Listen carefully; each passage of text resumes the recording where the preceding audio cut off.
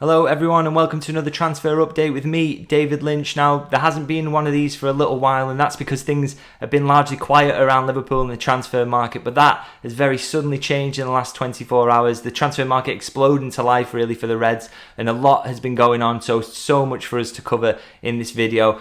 I'll start in the obvious place, which is that £37 million bid for Romeo Lavia has gone into Southampton and been turned down. Now, we've known for a while that really that Lavia is a player that Liverpool have liked and have been tracking, have discussed him many times in these videos as a potential target, but we're now seeing firm progress on that front. I'd say it's not a huge shock that that £37 million bid has been turned down. We already know that Southampton value the player closer to 50 million if they were to sell him this summer. Now, there are a couple of reasons for that really. The first is that as a 19-year-old, he was absolutely outstanding in a side that struggled for much of the Premier League season. He was such a obvious quality, really, even in a team that was getting beat a lot of the time, and he really stood out as a player who could be destined for great things. The other reason is that Manchester City, in selling him to Southampton last summer, inserted a buyback clause worth £40 million that will become active next summer. Now, I think Southampton's thinking on this is, look, if we've got to sell him this time around, then we'd like a little bit of a premium on top of that £40 million to do so. Now,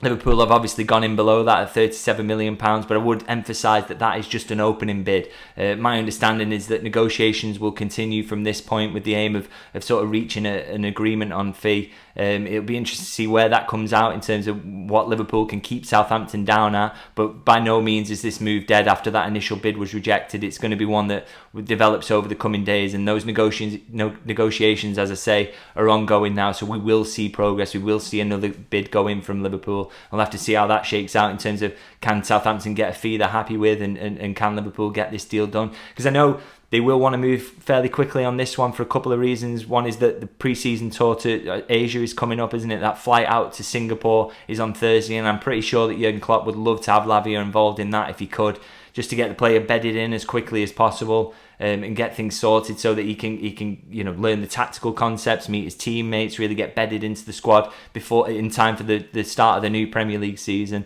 And obviously the other reason that they want to get him in quickly as well is that there's competition around for his signature. Manchester City have been linked with going in, despite the fact they've got the buyback clause isn't there till next summer.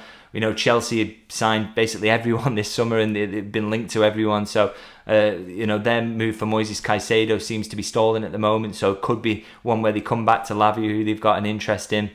And also Arsenal have been linked. Now, that move has been linked to question marks over Thomas Partey's future and whether he'll stay or not, but Liverpool wouldn't like to run the risk of not getting this deal over the line as quickly as possible, just because it opens up the opportunity for the likes of Arsenal or Chelsea or whoever really to come back in and turn this into a bidding war, which you suspect Southampton would quite like to happen. So we'll see how this one progresses in the next couple of days. As I say, I expect Liverpool to go back in with another firm bid. We'll just have to see whether that is accepted or not. But encouraging really that Liverpool are making these firm moves, and that Lavia, is someone that they've targeted and now decided that they want to firmly chase. And we'll just have to see how this one develops. Now, nice that we're getting some more clarity in terms of incomings, but a few more question marks popping up in terms of the outgoings at the moment. Now, I'm sure you'll all have seen the reports that Fabinho's £40 million move to Ittihad is on the verge of collapse. Now, difficult to find out details about exactly why. I'm sure you'll have seen the rumours that Fabinho's dogs were in some way linked to this, and the breed not being allowed into Saudi Arabia. Now,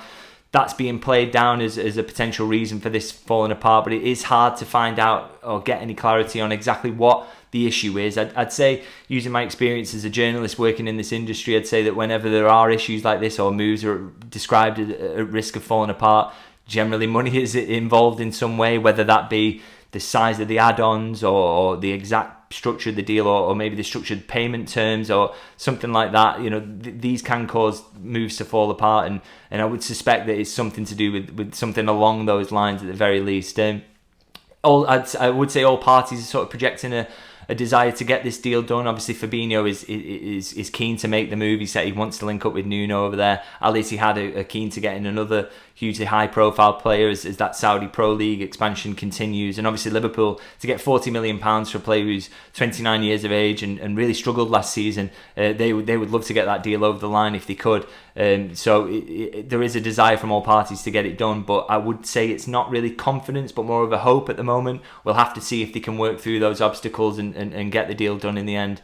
In the coming days. Now, there have been some suggestions that Bayern Munich might be waiting in the wings if a deal can't be done. The one thing I would say about that is that I don't suspect that Bayern would pay £40 million. I think they try and go at the lower end, particularly for a 29-year-old as well. I would be surprised if they would pay that much. And this is a situation where Liverpool didn't go into this summer thinking we have to get Fabinho off the books. We want to kick him out the door. And we'll take whatever we can get from him. They only really were given a decision to make by the fact that bid was so high, as I say, for a player who there were some questions over. So, it's not a case that Bayern are going to steal in and get a cut price deal, I would suspect, if this deal falls apart. I think Liverpool would be more than happy if they're not going to get as much as 40 million to maybe keep Fabinho around and see that there's real use, of course. Obviously, if they're chasing Lavia at the moment, as we know that they are, to have a really experienced number 6 like him, and then the youth and quality of a Lavia alongside him would be almost an ideal situation, really. So, like I say, not one where Liverpool are going to force him out the door or Bayern are going to get a cut price deal if they come in, if this falls apart. So we'll just have to see how, it could be that Liverpool just decide, okay, well, we're not selling you at all if this one doesn't go through. But as I say, we will have to see how this one develops and whether Ittihad can work through those issues and get the deal over the line. Now, there's also, of course, another Liverpool midfielder who's on the brink of a move to Saudi Arabia this summer, and that is Jordan Henderson. Some delays in that one as well, we're noticing at the moment, not going through as quickly as fans might have expected after that £12 million bid was accepted from Al Ettifaq. I'm being told, my understanding is, just to reassure people, that this one isn't at risk of collapse, that Henderson is expected to make his move to Saudi Arabia this summer. I was told on the Ettifaq side of things that they are hoping to get an announcement fully done by the weekend at the very latest. So we could even see that start to be announced in the next couple of days or so. Like I say, the weekend was described as the absolute latest. Really, they would like to get that done. So no worries about the Henderson move or that being at risk of collapse. We do expect the captain to depart, and I think that's why we are actually seeing that real progress on the Lavia front. That Henderson's departure would really open up a spot for him. My understanding is that Lavia's future or the potential signing of Lavia is not linked to Fabinho's move. It's more of a, we need to strengthen the midfield regardless of whether Fabinho goes or not, because they know that Jordan Henderson's there, and he has served, hasn't he, in recent seasons as a sort of backup in that number 6 position. So to lose him, you need someone who's capable of playing that role, and Lavia certainly fits the bill. What we will have to see in the days going forward is whether Liverpool move for further midfielders. We know that the list of midfielders they've got is a long one, and there's a lot of players been linked. But I suspect that maybe there won't be as much movement if we don't see Fabinho going out the door. So that could mean that the likes of Czech Doucouré at Crystal Palace, who we know is liked by Liverpool and has been linked, maybe we don't see a move for him if the Fabinho move to Al Ittihad collapses. Maybe I would suspect that Jurgen Klopp would be pretty happy with his midfield options if he gets Lavia as a replacement for Henderson moving into this new season. But like I say, plenty up in the air, and plenty can change really, really quickly. We're still not seeing, one other thing I want to speak about actually, we're still not seeing many links on the defensive side of things.